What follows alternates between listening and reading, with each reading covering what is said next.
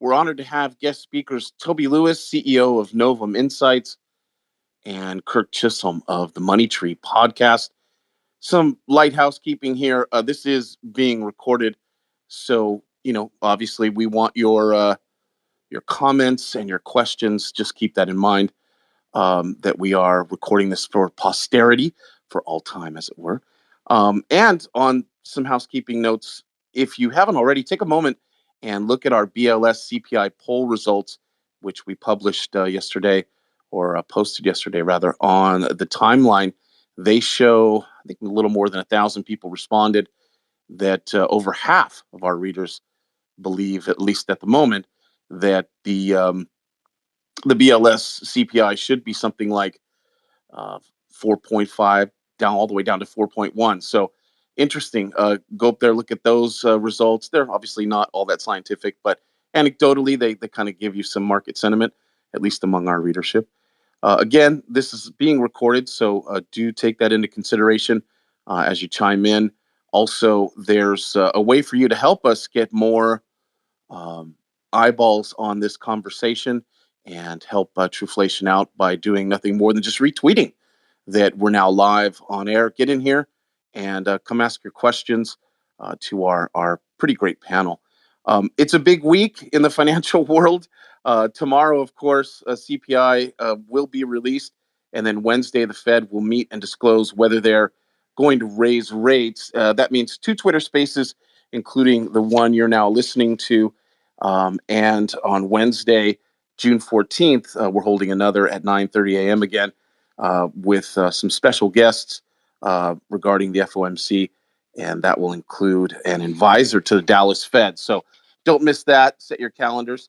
Uh, let's see here.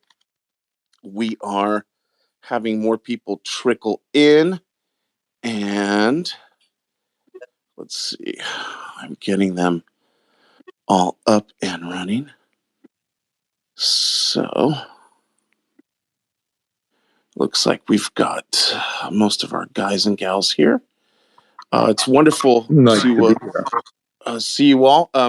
If you wouldn't mind muting yourself before I cue you in, gonna at this point usually we go ahead and throw to, as tradition would have it, to our head of product, Oliver Rust, who gives us a rundown of all things analysis and even a prediction going forward. But I'm going to exercise a little bit of host privilege here. In American football, we get up to the line as a quarterback and we can call an audible.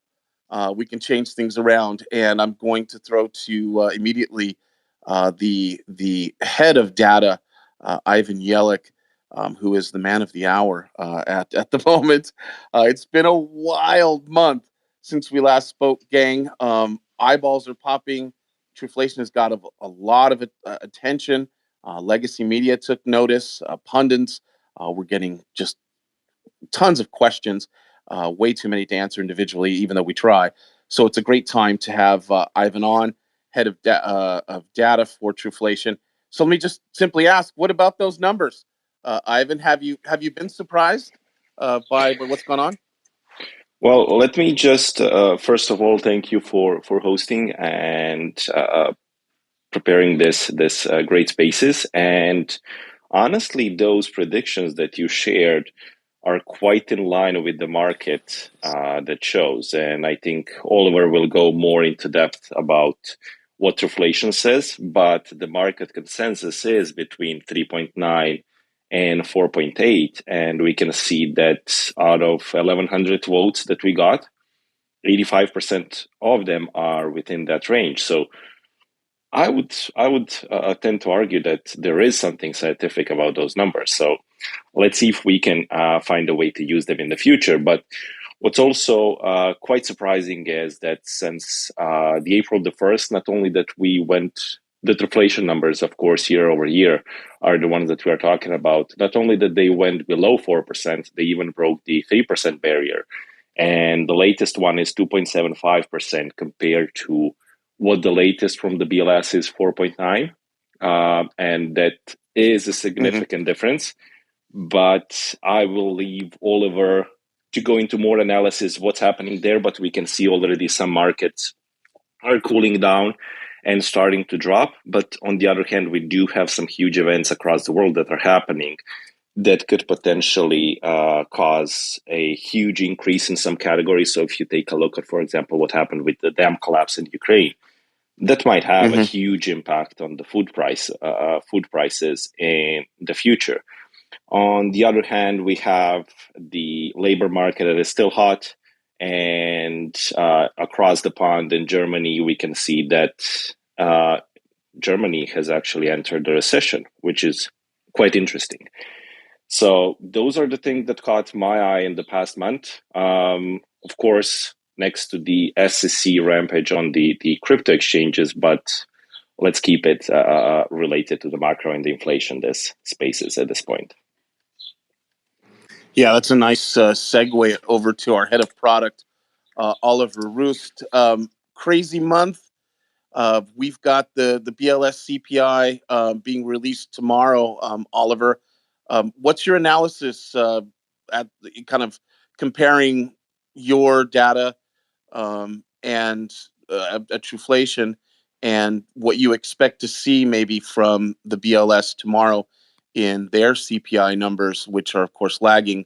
I'll let you take over from here. Thanks a lot. Really appreciate it. Yeah, and I think the high level read is yes, we are based on the Truflation data. We have modeled out our projections for the BLS data. As you know, from a methodology point of view, the volume of data that Truflation is dealing with is more than 15 million items. We're operating with more than 30, greater than 30 different data sources. And so the volume and breadth and depth of data that we're dealing with and being updated daily means that our projections are probably scientifically it is harder to try and project off a larger volume of data to a lower variability in data, right? The BLS data is based on 80,000 indexes, 80,000 items of goods and services. And so I'd want to bear that in mind. Having said all that, our projections the last 6-7 months, bar one, we have been within a 20 basis point match of what the actual outcome has been. So pretty good accuracy that we've got, but I want to just to put that in mind. So what does that all mean where we are? We're expecting a downward trajectory for the BLS in the month of May. No surprise there. As with everyone on the poll that we sent out, our projections are expecting to come in at 4.2%. Which will be a drop from the 4.9% year on year in the previous month. Having said that, one thing to be mindful about is prices are still of top concern amongst consumers, especially as the price on a month-on-month basis continue to rise. We saw a bit of a decline in the prices earlier this year and the back end of last year. That is, however, changing again. And since about February this year, we've seen those prices rise again. So I think it's too early to declare any form of victory against the war on inflation. What are the main drivers of the inflation? I think, first of all, we have to base it in mind saying that I think a lot of the supply-driven costs are coming down. And that is also resulting in the consumer price coming indexes being driven down as well.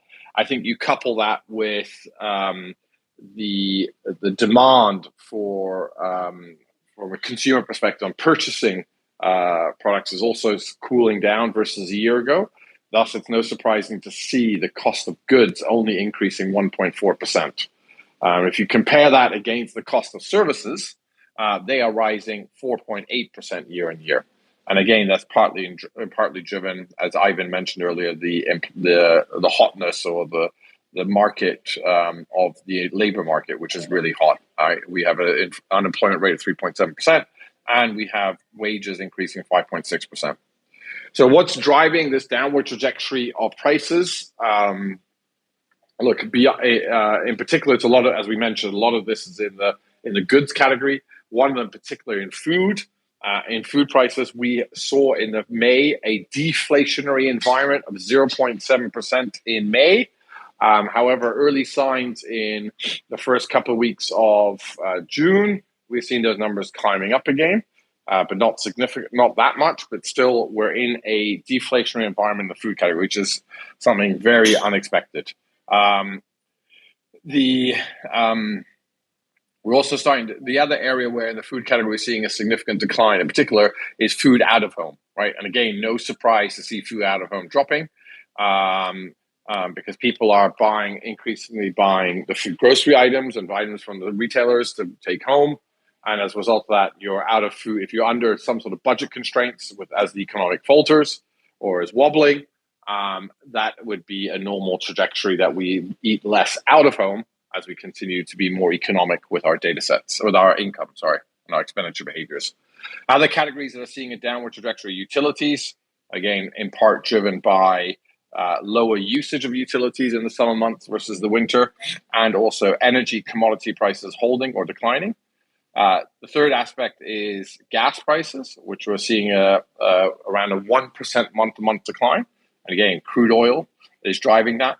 And then in the apparel industry and clothing, right, we're seeing a weakening demand based on historically high commodity prices. So those are generally the downward trajectories of the categories that are forcing downward trajectory. There are two categories bucking the trend, or two major categories bucking that trend. One of them is housing. We've seen housing cool off in terms of pricing points all the way since I think it was July last year. And we're now seeing since February this year, we're seeing those prices increase again, in part driven by owned property, which is up 0.5% month on month. And that, also seeing the number of housing sold, released by the Census Bureau and also by other organizations on the rise as well. So that's in line with that. What is a bit worrying is the banks are evidently expecting an increase in the Fed rates of 25 basis points, as the 30-year fixed mortgage rates have increased now to 6.8%. So we expect that to have a cooling effect on the housing market in the current climate. However, none of those are really the biggest driver of the increase in prices in housing. It's in particular things like hotel and Airbnbs, which seen the biggest increase. And if you look at the cost of things like hotel rooms, we're seeing the revenue per available room up 13%. Now, this up 13% is not against last year. It's in fact against Q1 2019, so pre-pandemic levels. And so we're getting back to that. However, the occupancies are still 2% lower compared to that first quarter of 2019. So that's a big driver in the housing market, and those are causing that change. The other major category that's bucking the trend and seeing an increase, of course, is public transportation, and that's driven by airlines and intra-city transportation. We saw an increase of 3% last month. We saw a 2% increase this month, and even last year, we saw a 20% increase on public transportation versus a year ago. So, it's been, although the increases are cooling down, there's still significant increases, and with people traveling more, we're certainly expecting that to continue as that progresses forward. The other impact on transportation is vehicle purchases. They're up 22% versus a year ago on a year-to-date basis. But we're certainly looking at some headwinds with excess model supplies coming in the market, and also if the financing costs, which are increasing, are also increasing. So auto loans is on the rise, whether people are taking more auto loans or whether people are, or their volume of their debt of their auto loans is increasing. So there's a couple of a duplication of effect that's happening. I think then the final thing just to say on other categories that's bucking the trends, I think it's more the services-based categories that we spoke about earlier. Things like recreation and cultural activities are seeing an increase in those costs. Where does this all lead to? Just before I close it off, I think net, what does it all mean? Yes, we expect the Truflation to hold around 4.2%. It's a significant drop. The result net effect of that is, we'll talk more about it on Wednesday, but in net, I think we're seeing the Fed, who's going to hold its interest rates, which bucks the trend a bit, and some of the financial institutions that are expecting an increase of 25 basis points, we're expecting it to hold. I think, you've also got things like the GDP numbers have halved in the quarter one compared to quarter four of last year. So it went from 2.6 to 1.3. retail sales year on year are declining, and household debt is increasing. So that would certainly point to a desire of the Fed to hold, if not potentially start to coming down later on at the end of this year. And I think the final aspect for the Fed to think about also is the tightness of the labor market. Despite we're seeing wage increases increasing 5.6%, and despite unemployment still hovering only around 3.7%. And the final point I wanted to make is this is the first time in a long time, if we assume that the inflation market or the inflation prediction, the BLS holds at 4.2%, and that wages is increasing at 5.6%, we are entered now into a increase in consumer purchasing power, which causes some cause of alarm as people have that increase in purchasing power. Is that going to go into savings or going more into expenditures? So hopefully that gives everyone a bit of context of what the May BLS environment is going to be like, and our predictions associated with that. Back over to you. Yeah, very nice. Thank you, Oliver. That was Oliver Rust, head of product out at Truflation, with his monthly inflation analysis. Invaluable stuff that you're just not going to get anywhere else. And he predicts a BLS CPI projection tomorrow at something like 4.2%. So that's interesting. That's in line with what our followers are saying on our little poll here. If you haven't already, weigh in. Get out to our timeline. Scroll down just a tad, and you'll see the poll there. Over half believe that Oliver is probably spot on. So we will see tomorrow what that century-old institution will come up with. And it's a good time as ever to check in with the CEO of Truflation, Stefan Rust, who himself has had quite a month. I began talking with our head of data, Ivan Yelich, about his experiences of being on the bubble here with these numbers that are eye-popping and getting everybody to talk. Stefan, you were over at CNBC for the exchange. It was a really nice piece. Give us your impression of this month. Maybe take us behind the scenes of CNBC, how you felt you were treated. I thought it was a very nice package. Yeah, no, it was. I enjoyed that CNBC interview. It was actually very, very smart people in the room. And so it was an interesting conversation. And I think one of the things that everybody's got their eye on is services, right? How is services industry impacting everything that we're doing? And you're seeing, as Oliver mentioned, the revenge traveling coming back, the revenge eating out, the revenge going back to events. So everybody's sort of got this backlog of not having met anybody, not having gone on holidays due to all these COVID backlogs and not being able to book your trips, etc. Whereas this is sort of the first year where everybody can come out, and you're seeing that. I mean, travel is packed. Everybody, airports are busy, airlines are full, and hotels are filling up. They're not quite at that rate yet, but I think all of these elements are going to see in the future some backlash. But what it is meaning, though, is that the unit prices will be coming down as the competition obviously picks up for that. So we will see some sort of breakdown, and occupancies and loading starts to increase as well. Unit prices will come down as one continues to try and achieve growth. To me, the most amazing thing is, sort of from an alpha perspective, if you're looking at where people are doing and what does that mean to the industry, I think hotels and tourism is going to have a good summer.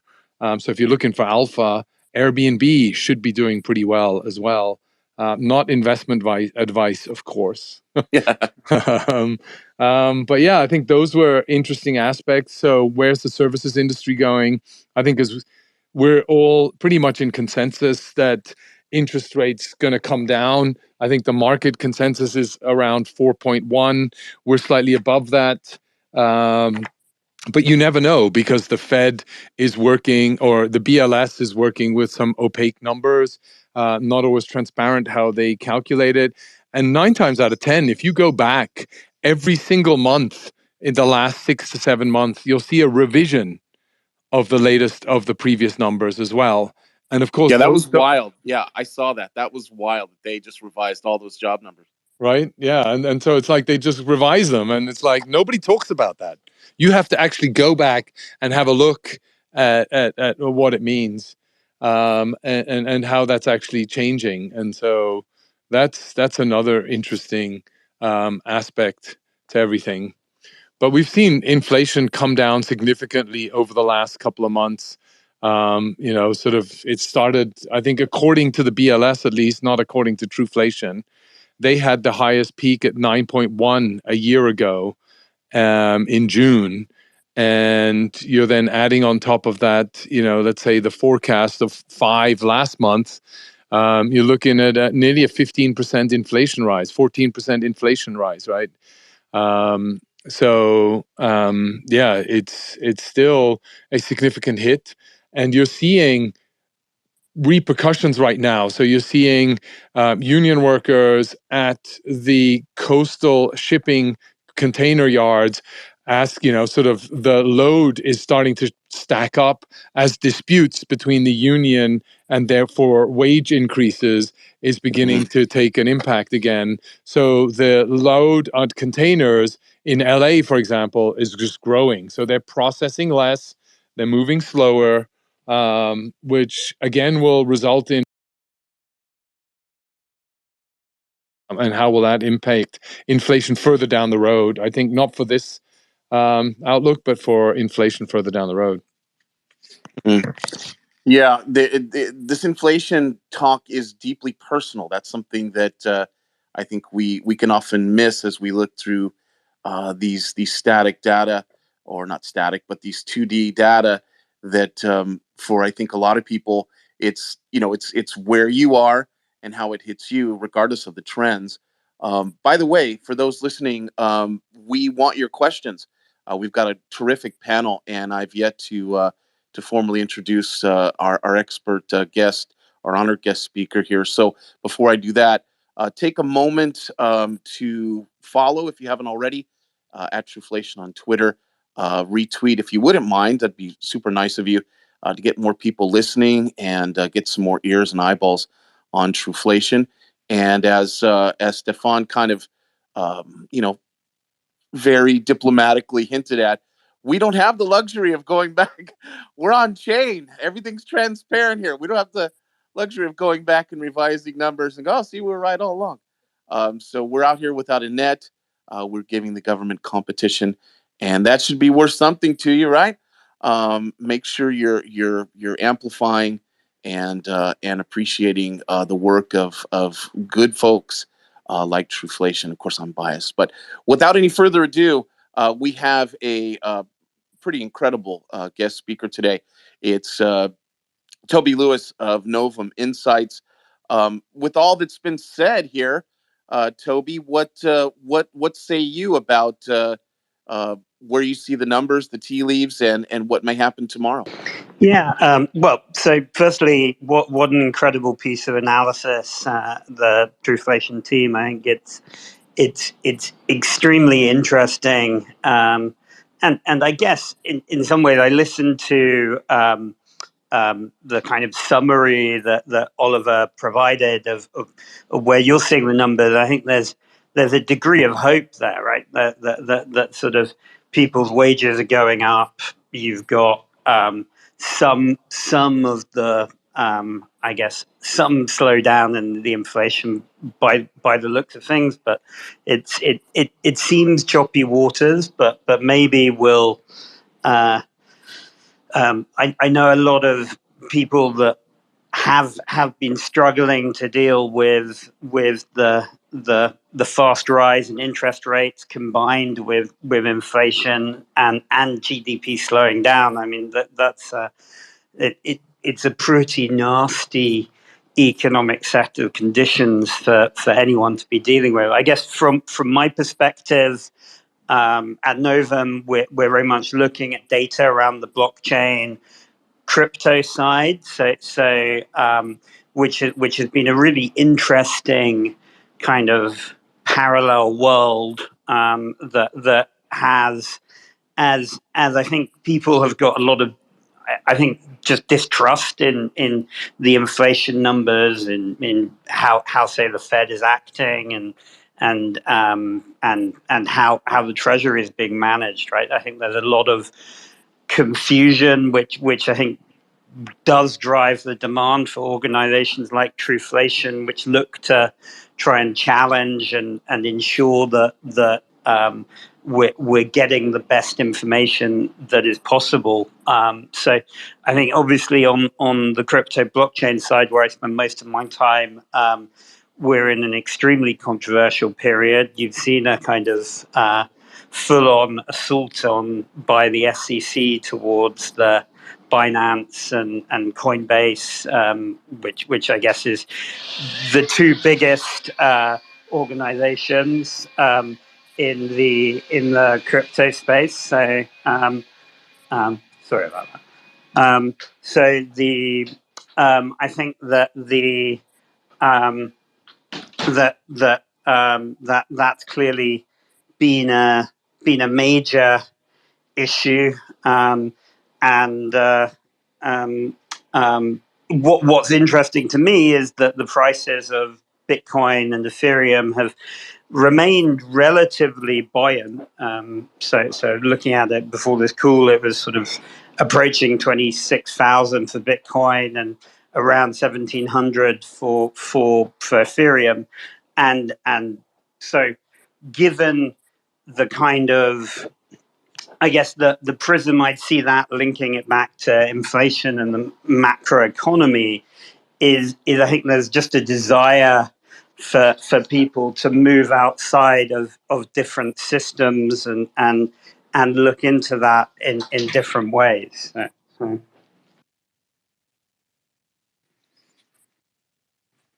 Very nice. Appreciate that. That was Toby Lewis from Novum Insights, the CEO there.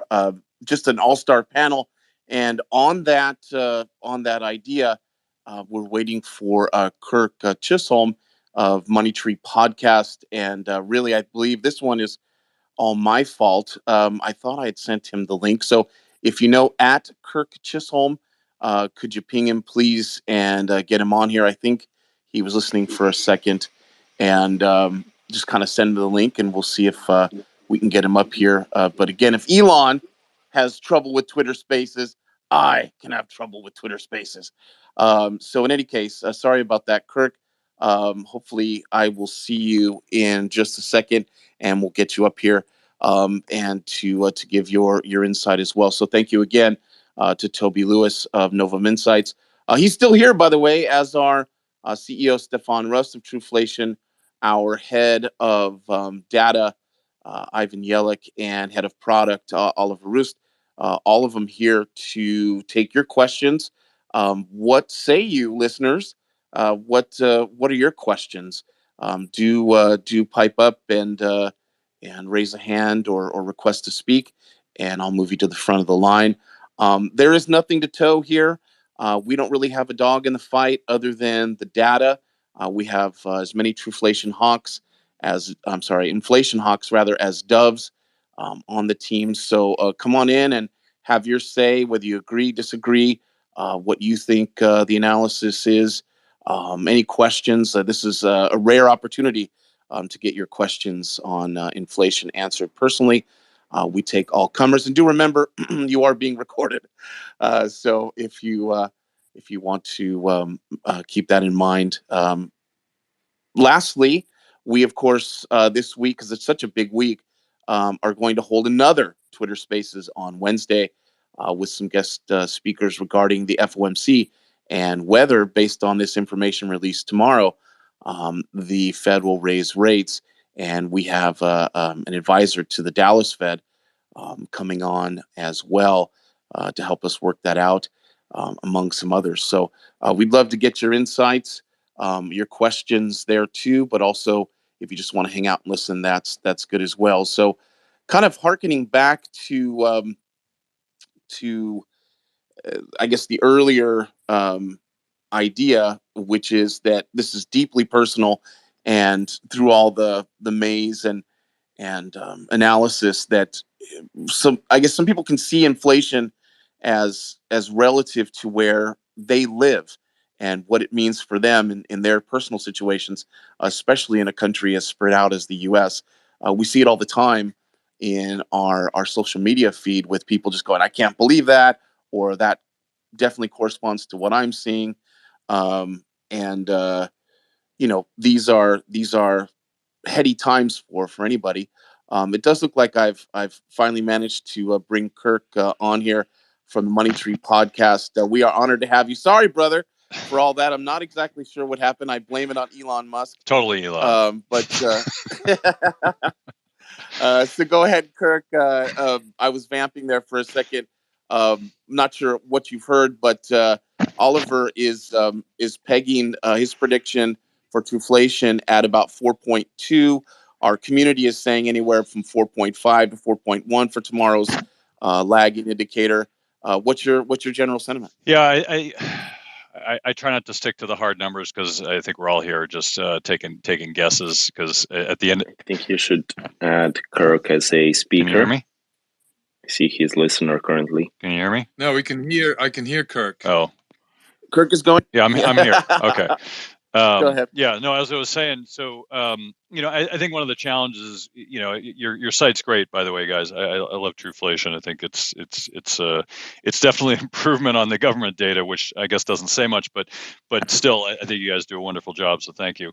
I think one of the challenges we face is that we're in kind of this new paradigm, and the new paradigm is one we haven't seen in at least 20 years, which is having high interest rates, which changes the dynamic of the markets quite a bit.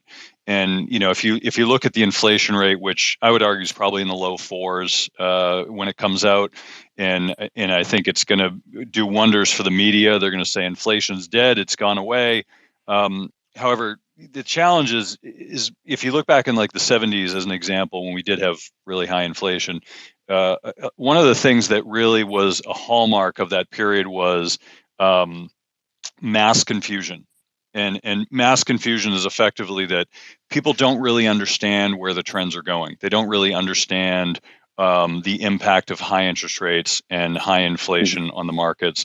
And I think that mass confusion causes people to make bad decisions. And I think one of the examples would have been pretty much from December 21 to January 22, when all of a sudden the bond market started to implode, as if you flipped a switch on January 2nd and all of a sudden something happened. Well, nothing happened.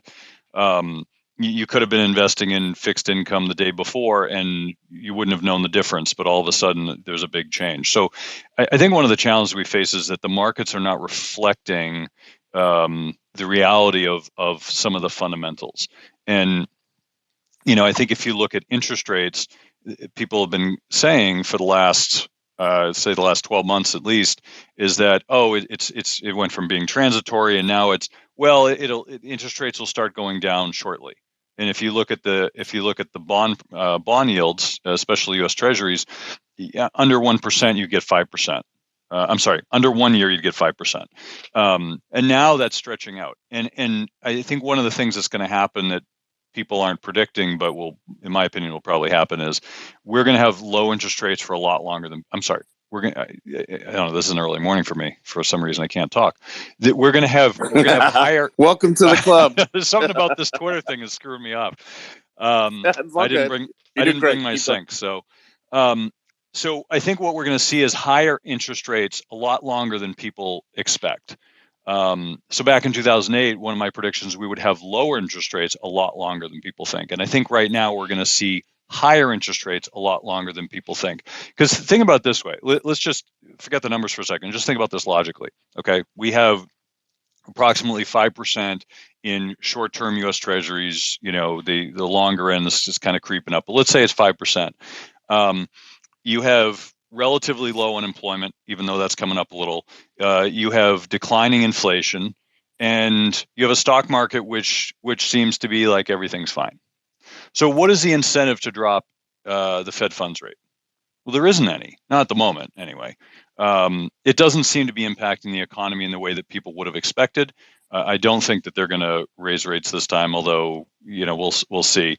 But there doesn't seem to be a big impact on that rise in rates. You saw the market go down a little bit, but the rest of the economy, it hasn't impacted in the way people expected. So if that's the case, why lower interest rates again? What's that going to do for anybody? Now, granted, there are going to be problems, certainly in the mortgage market. Real estate market is going to get crushed. The way we look at it, if you compare 2021 till today, and you did see the mortgages at one point a few weeks ago when we had the debt ceiling issue go up to 8. I saw at one point, but let's say it's high 6s, low 7s is where the rate is now for the 30-year. That's going to have a huge impact. You just think about it. Think about the numbers for a second. So if you looked at 2.5% 30-year mortgage, which was 2021, up to 7.5%, that is approximately doubling the monthly payments. So monthly payments from 2.5 to 7.5 doubles your monthly payments. Well, if I'm looking for a certain type of house, if I'm looking for a 3-bedroom house, I'm not going to all of a sudden go to a 2-bedroom house, right? So there's certain aspects of the housing market that if, as a consumer, is not going to change. So if the monthly payments are going to double, effectively what that means is to afford the same kind of house, I need to be able to buy half that house, right? So that's the equivalent, right? Is I can only afford $2,500 a month. And now it's up to $5,000 a month. Well, I can still only afford $2,500 a month. So that means I have to buy a house that's half the price. But that applies to everybody, except for the ultra wealthy who are paying cash. But for most people, they have to buy a smaller house. What that means is effectively the house prices should drop, according to at least my numbers, and this is the extreme case, is about 45%. Now you could argue whether the numbers were correct to begin with, but let's say it's somewhere between 20 and 40% is what the house price is. The median home price has to drop. And we're just not seeing that happening in the way that you would expect. So I think that what we're going to see is a lot more disruption in the housing market, which will spill over into the rest of the economy, because that's where most people's wealth is tied up. So all of this kind of leads back to interest rates, which is, how long do you keep rates high, and what is the ultimate impact going to be? I do think that inflation is higher. I think inflation is going to keep dropping, but I do think that the consumer goods prices are a lot higher than most people are used to affording, and that's still not filtering through the economy in the way that people are accustomed to. If you've seen, credit card debt has gone through the roof. It's spiking. Savings is dropping. So at some point, people are going to hit the end of the rope and say, I can't spend this anymore. And it might be a year or two from now, but when that happens, then we'll start to see it in the economy. And I think it's going to be a rough ride. But that would be the only way that rates start to drop, Fed funds rate and interest rates, is if we go into recession. Otherwise, they're going to stay. There's no reason for them to drop at this point. So that's my 2 cents. Very nice. And we're having an actual full-on dedicated Twitter Spaces on Wednesday to the FOMC and all things interest rates. So definitely tune in for that. That was Kirk Chisholm of the Money Tree podcast with some pretty great analysis there. Stefan, CEO of Truflation, you wanted to chime in. Yeah, I just wanted to ask one of the things right around the housing sector, and Kirk, I totally agree with a lot of what you said. And just out of curiosity, the housing market prices need to come down 45%, haven't done so to the extent at the moment.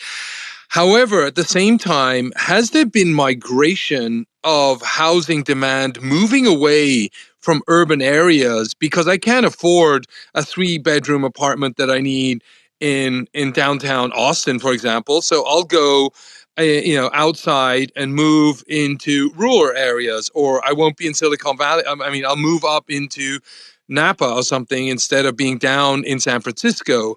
Are you seeing patterns like that evolve in order to still be able to purchase a piece of property at the size that I need? Yeah, I think it's a great question. I mean, we started to see this in 2020 when the migration started happening. People were living in this expensive areas, and they started moving to inexpensive areas that were beautiful.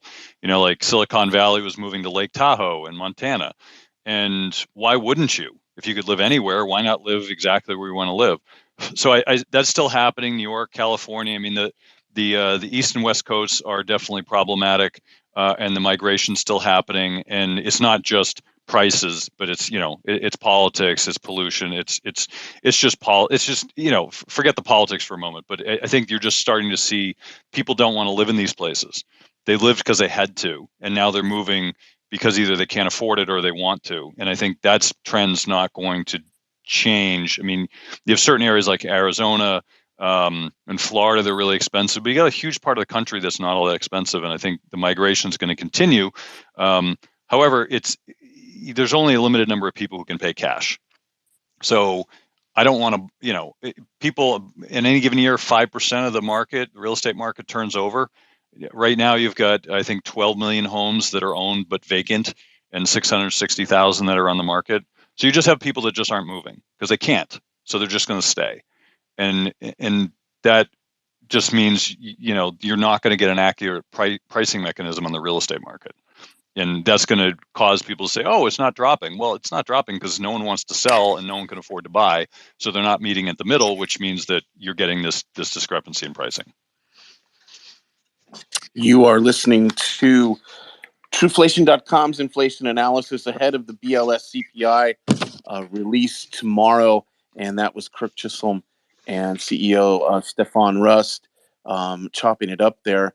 We've got a question, if you fellas don't mind, from a listener hot off the presses here. This is from Let's Go. For any speaker, the question is are there any data points you would argue are a spurious variable, meaning appears connected and causal, but are not? So again, are there any data points you would argue are a spurious variable? Anybody want to take that?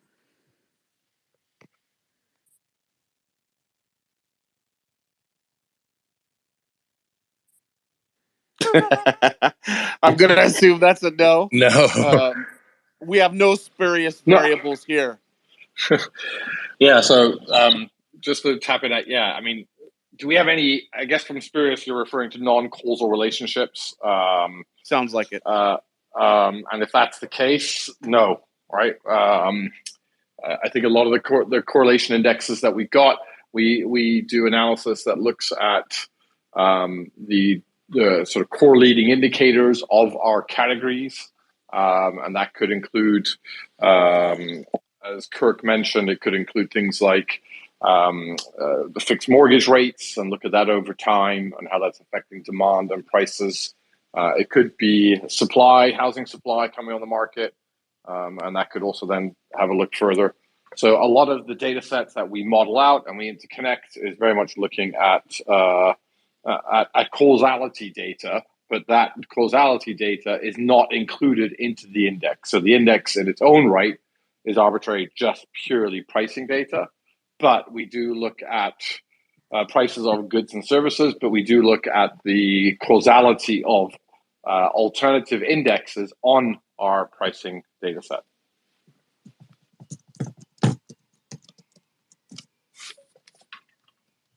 Stefan, did you want to? Okay, never mind. Well, very good. We're still looking Go for ahead, questions. Toby, I think, wanted to say something. Yeah, Toby, go ahead. I was thinking a lot while Oliver was giving his presentation at the beginning, and just what was quite interesting to me was the sort of the low food expenditure numbers versus the services expenditure, right? Which Stefan quite nicely summarized in terms of sort of people getting out, wanting to spend, driving up services, but then at the same time, there's this sort of people cost cutting. So I wouldn't say this is clearly. I'd say it's more interesting data with contrasting signals coming at it, right? And it seems to suggest that people are wanting to kind of go out and socialize and do things, but they're also kind of cost cutting at home and figuring out how they pay their mortgage and their energy bill. I mean, I think, or the rising rents, and I think it's, yeah, spurious is probably the wrong word, but I think there's a lot of contrasting variables going in different directions, and I think it means that this thing is hitting some people much harder than others, and it's going to be just a very interesting few months and years on the macroeconomic side. Very nice. And if you haven't already, gather your questions. There's a little heart if you're on mobile with a plus sign on it. Click that, and there's a little forward-facing hand there to raise your hand and I'll bring you up here to ask a question to any of the panelists. Again, we're joined by CEO Stefan Rust of Truflation, head of product Oliver Rust. We've got some special guests in Kirk Chisholm of Money Tree Podcast, and of course Toby Lewis of Novum Insights, all here to answer your questions. Let's get them to the guys and see what they say. Again, kind of looking back at this last month, is there anything more to say with regard to the reaction that Truflation has gotten?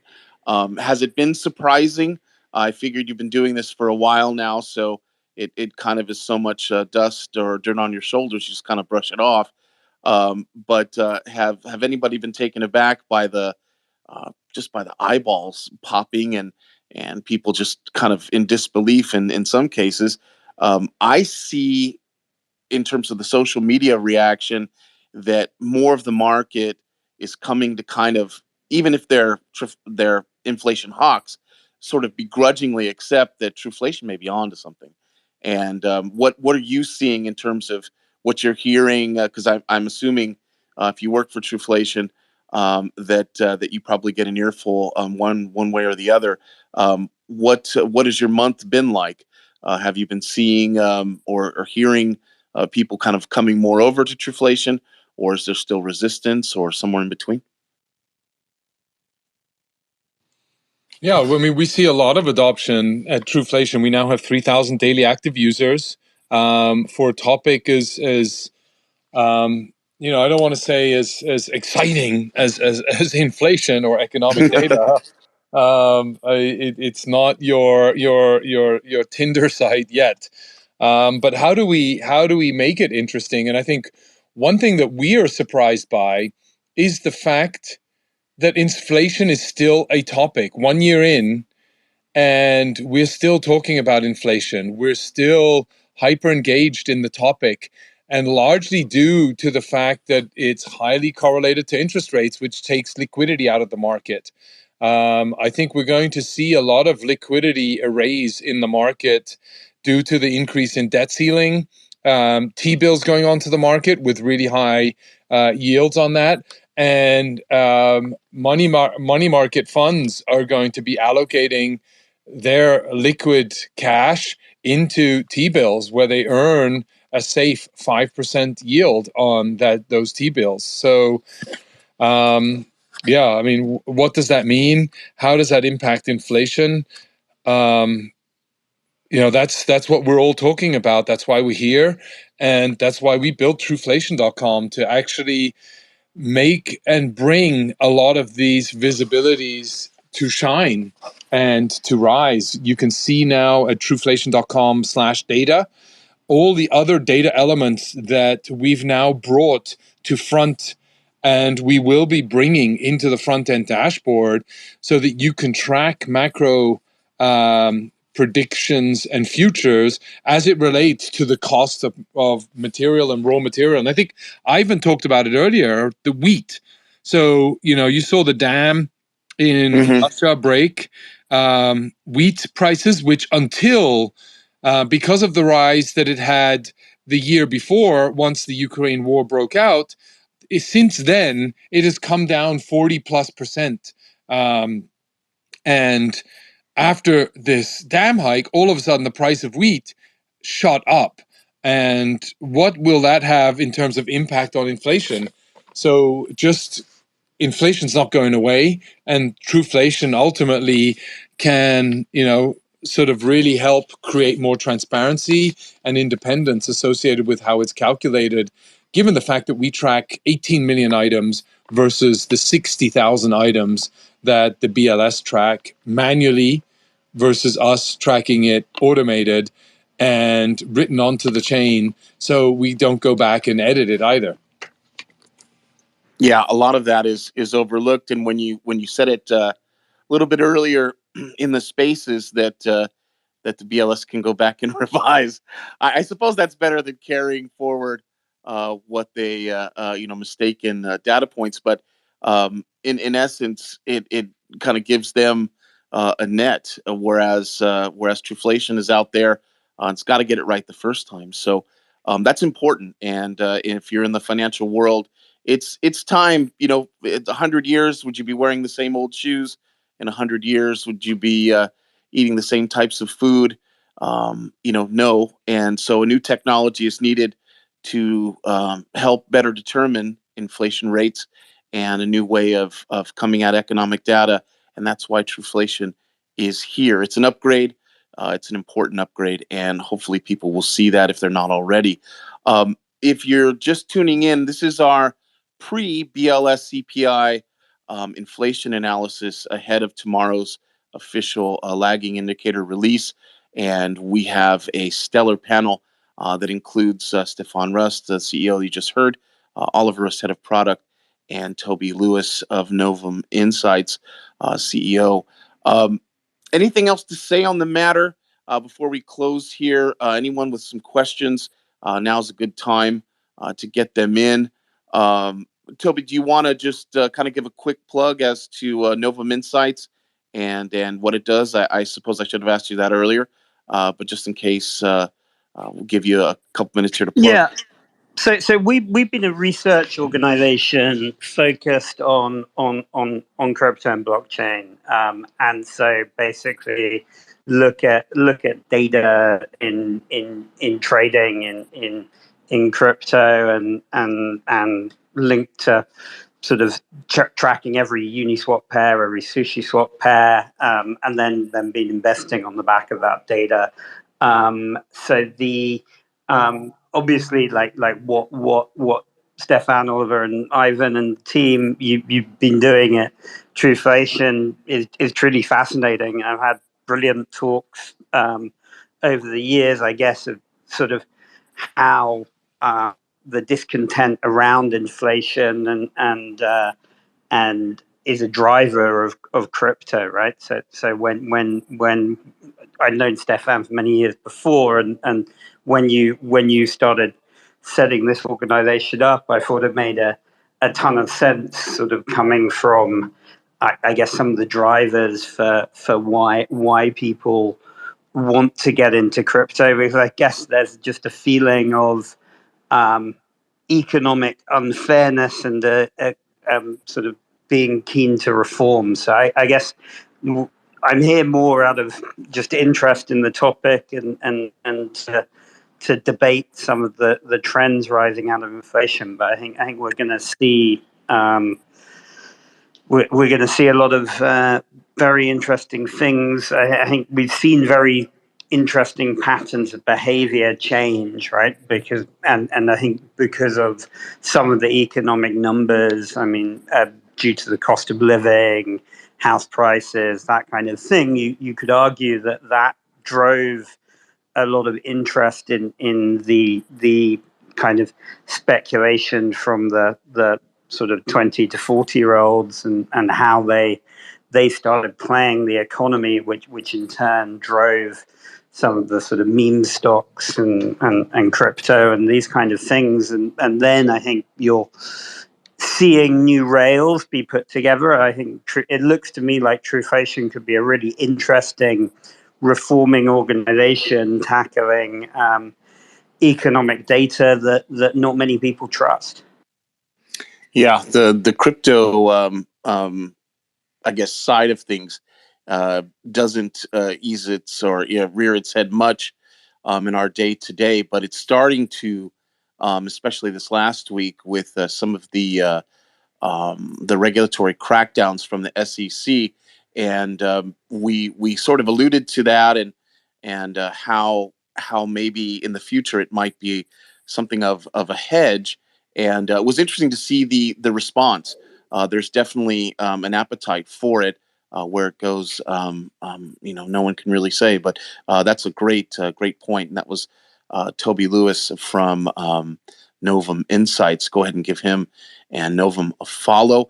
We've got a question here from a listener. Zach, you're up on the floor. A question for the panel or a comment? Yes, sir. First and foremost, can you guys hear me?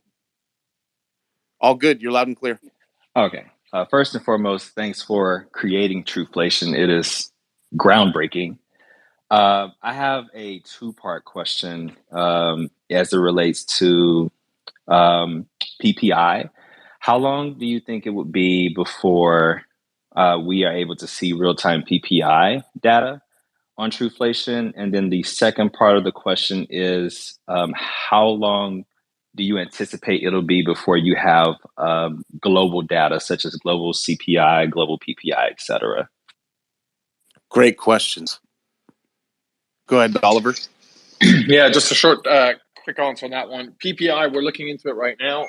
It's a bit more complex to measure PPI, and so for those who don't know, PPI is a producer's price index. So it's almost like a manufacturing price index, so to speak, or what the cost of raw materials are to the production and of goods and services, and what those price points are. It becomes a lot more complex because the variability and consistency in that data and the types of industries that you're dealing with needs to be really varied. So, we're looking into it. We don't have a scheduled plan of what that is ready yet. Our intention much more at the moment is to look at it from a raw material perspective of various different industries and start tracking the prices of those. So rather than trying to create a PPI, look at influencing factors that affect, for example, transportation. And if you're in the EV market, for example, copper affects your cost of EVs, right? What else affects it? What affects it in food? What it affects food prices? What affects the prices of wheat? Is it local production? Is it import duties? Is it logistical costs? And so forth. So we're trying to address the question from there, at least in the short term. And we'll get to PPI in the more longer term. When that is, I keep an eye on the website, on the Twitter feed, and we'll let you know.